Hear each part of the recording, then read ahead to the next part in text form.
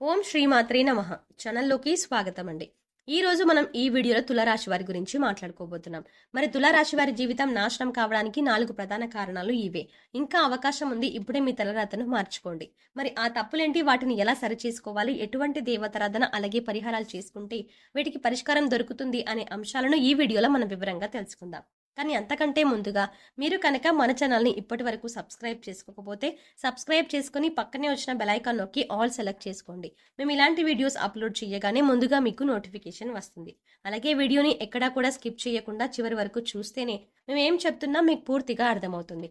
అలాగే మీ friends and family మెంబర్స్లో తులారాశి వారి ఎవరైనా ఉంటే వారితో మర్చిపోకుండా ఈ వీడియోని షేర్ చేసుకోండి. ఇక వివరాల్లోకి వెళ్తే ముందుగా ఈ రాశి వారి గురించి చూసుకున్నట్లయితే వీరికి కొన్ని రాశులు అనుకూలంగా ఉంటే కొన్ని రాశుల వారితో ప్రతికూల ఫలితాలు ఏర్పడతాయి. వీరి గుణగణాలు లక్షణాలు వీరిని ప్రత్యేకంగా నిలబెడతాయి. ఈ రాశి వారు ఎన్నో మంచి లక్షణాలను గుణగణాలను కలిగి ఉంటారు. ముఖ్యంగా ఆరోగ్యరీత్యా ఈ రాశి వారు కొన్ని జాగ్రత్తలు అయితే తప్పనిసరిగా తీసుకోవాలి. అయితే ఆరోగ్యపరంగా ఎన్ని జాగ్రత్తలు తీసుకున్నప్పటికీ కూడా చిన్న చిన్న అనారోగ్య సమస్యలు తప్పవని చెప్పాలి.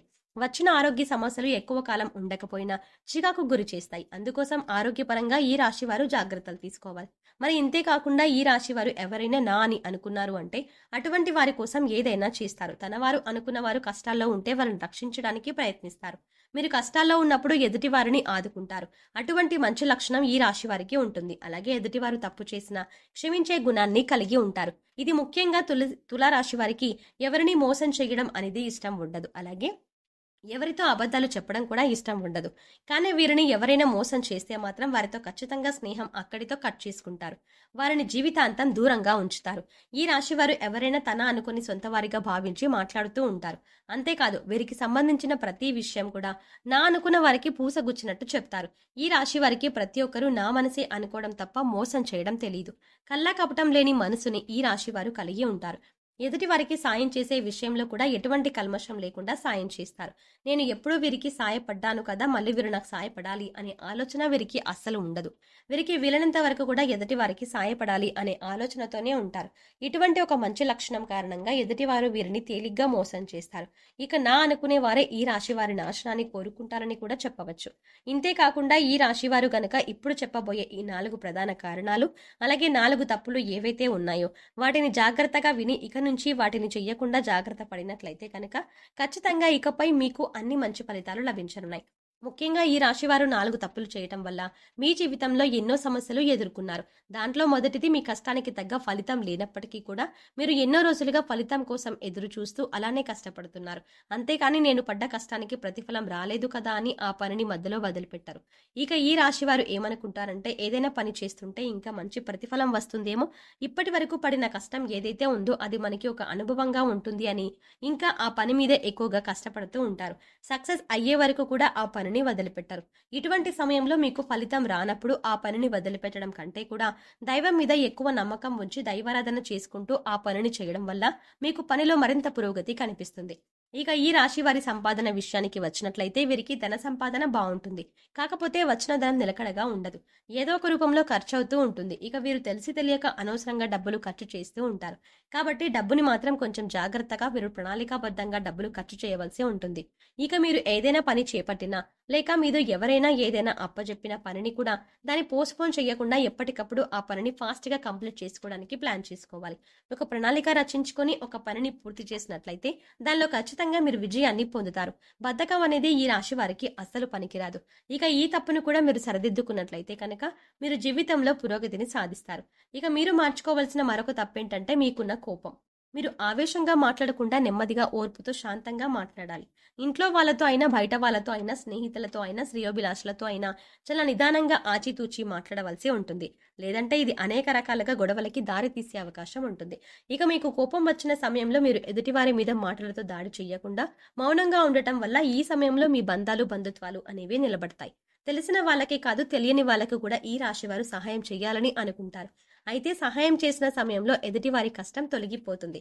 కానీ ఈ రాశి వారికి మాత్రం అప్పటి నుంచి కష్టాలు మొదలవుతాయి. అయితే ఎదుటివారి కష్టాలు తీర్చడం తప్పు కాదు, కానీ వారికి సలహాలు ఇవ్వడం అలాగే వారికి సంబంధించిన విషయాల్లో గొడవల్లో కూడా మీరు తలదూర్చడం అంత మంచిది కాదు. ఈ రాశి వారికి ఒక సమస్య తీరింది అనుకునే లోపే మరొక సమస్య మొదలవుతుంది. దీనివల్ల కొన్నిసార్లు మీరు అయోమయ పరిస్థితిలో పడతారు. సమస్యల్ని ఏ విధంగా పరిష్కరించాలి అని తెలియక తికమక పడుతూ ఉంటారు. ఇక ముఖ్యంగా మీ చుట్టూ ఉన్నవారు, అది మీ బంధువులు కావచ్చు, స్నేహితులు కావచ్చు, కుటుంబ సభ్యులు కావచ్చు, ఎవరైనా సరే మీరు నా అనుకునే వారితోనే మీకు ఆపద పొంచి ఉంది. కనుక ఇటువంటి సమస్యల నుంచి బయటపడడానికి మీరు ఎక్కువగా దైవారాధన చేసుకోవాలి. అందుకోసం మీరు ప్రతి ఒక్కరితో చాలా జాగ్రత్తగా ఉండాలి. ఇక ఈ రాశి వారికి ఏది కూడా పర్సనల్ అనే విషయం ఉండదు. ప్రతి విషయాన్ని అందరితో షేర్ చేసుకోవడానికి ఇష్టపడతారు. ముఖ్యంగా మీరు ఏదైనా పని చేయకముందే ఆ పని గురించి 10 మందికి చెప్పడం, దాని గురించి చర్చించడం ఇటువంటివి మానుకుంటే మంచిది. ఎందుకంటే మీ శత్రువులు ఆ పని జరగకుండా ఆపడానికి ప్రయత్నిస్తారు. ఏదైనా పని మొదలు పెడితే అది పూర్తయిన తర్వాత చెప్పండి తప్పితే ముందుగానే ఆ పని గురించి ఎవరికీ చెప్పొద్దు. తులారాశి వారు దయాగుణాన్ని కలిగి ఉంటారు. మీరు ఎవరిని బాధ పెట్టారు. ఎదుటి వారిని బాధ పెట్టాలి అన్న ఆలోచన కూడా వీరికి రాదు. ఈ రాశి వారు స్త్రీలను గౌరవించవలసి ఉంటుంది. ఆ స్త్రీ మీకు తెలిసిన వారైనా, తెలియని వారైనా, మీ కుటుంబ సభ్యులైనా లేదా బయట వారైనా మీరు స్త్రీలను గౌరవించాలి. ఇలా చేయటం వల్ల మీకు శుభ ఫలితాలు లభిస్తాయి. అంతేకాదు ఈ రాశి వారు జంతువులను కూడా చాలా ప్రేమగా చూసుకోవాలి. వాటికి హాని కలిగించకూడదు. ఇలా చేయటం వల్ల కూడా మీరు శుభ ఫలితాలని పొందుతారు. ఇక ఈ రాశివారు మరిన్ని శుభ ఫలితాలను పొందడానికి పాటించవలసిన పరిహారాలు చూసుకున్నట్లయితే, సూర్యాస్తమయం అయిన తర్వాత పాలు, పసుపు, ఉప్పు, ఆవ నూనె, వెల్లుల్లిపాయ, ఉల్లిపాయ ఇటువంటివి ఎవ్వరికీ ఇవ్వొద్దు. అలాగే మీరు కూడా ఎవరిని అడిగి తీసుకోకూడదు. ఇలా చేయటం వల్ల మీ ఇంటి నుంచి లక్ష్మీదేవి వెళ్ళిపోతుంది. అలాగే అశుభ ఫలితాలను పొందడానికి ఎక్కువ అవకాశాలు ఉంటాయి. కాబట్టి ఈ విషయంలో జాగ్రత్తలు తీసుకోండి. నిద్ర లేచిన తర్వాత మీ అరచేతులు చూసుకుని దేవుడికి నమస్కరించుకొని, మీకు వచ్చినటువంటి చిన్న చిన్న దేవుడికి సంబంధించిన శ్లోకాలు చదువుకోవటం వల్ల ఆ రోజంతా కూడా ఏ పని చేసినా కూడా ఎటువంటి ఆటంకాలు లేకుండా పూర్తవుతాయి. అంతేకాకుండా రోజంతా కూడా ఎంతో పాజిటివ్ ఎనర్జీతో ఉంటారు. ఇక ఈ రాశి వారు బయటకు వెళ్ళేటప్పుడు కానీ లేదా ఇంట్లోకి వచ్చేటప్పుడు కానీ గుమ్మం పైన ఉన్న దేవుడి పటానికి నమస్కరించుకొని పనికి వెళ్ళడం లేదా ఇంట్లోకి రావడం కానీ చేసినట్లయితే ఖచ్చితంగా మీరు చేసే పనులు విజయవంతంగా పూర్తి చేస్తారు. అన్నిట్లో విజయాన్ని సాధిస్తారు. జీవితంలో అభివృద్ధి చెందుతారు. ముక్కోటి దేవతలు కొలువైన ఆవుకి బంగాళదుంపలు తినిపించినట్లయితే కనుక ఆర్థిక సమస్యలు తొలగిపోతాయి. అలాగే సమయం దొరికినప్పుడల్లా కూడా మీ ఇష్టదైవ నామస్మరణ చేసుకుంటూ ఉండండి. ప్రతిరోజు గోమాతకి నమస్కరించుకోవడం అలవాటు చేసుకోండి. సో చూసారు కదండి, తులారాశి వారి జీవితం నాశనం కావడానికి 4 ప్రధాన కారణాలు ఏంటి, వాటిని ఎలా సరి చేసుకోవాలి, ఎవరు మీ నాశనాన్ని కోరుకుంటున్నారు, అలాగే ఎటువంటి దేవతారాధన పరిహారాలు చేసుకుంటే వీటికి పరిష్కారం దొరుకుతుంది అనే అంశాలను ఈ వీడియోలో మనం వివరంగా తెలుసుకున్నాం కదా. ఈ వీడియో మీకు నచ్చినట్టయితే లైక్ చేసి మీ ఫ్రెండ్స్ అండ్ ఫ్యామిలీ మెంబర్స్లో తులారాశి వారు ఎవరైనా ఉంటే వారితో మర్చిపోకుండా ఈ వీడియోని షేర్ చేసుకోండి. అంతేకాకుండా మీరు ఇప్పటి వరకు మన ఛానల్ని ఇంకా సబ్స్క్రైబ్ చేసుకోకపోయి ఉంటే వెంటనే సబ్స్క్రైబ్ చేసుకోండి. అలాగే పక్కనే ఉన్న బెల్ ఐకాన్ని క్లిక్ చేసి అందులో ఉన్న ఆల్ అప్డేట్ని సెలెక్ట్ చేసుకోవడం ద్వారా మేం చేసే ప్రతి వీడియో అప్డేట్ మీ మొబైల్కి ముందుగా నోటిఫికేషన్గా వస్తుంది.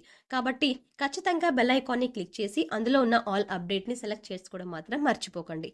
మరో చక్కటి వీడియోతో మళ్ళీ కలుద్దామండి. ఓం శ్రీమాత్రే నమః.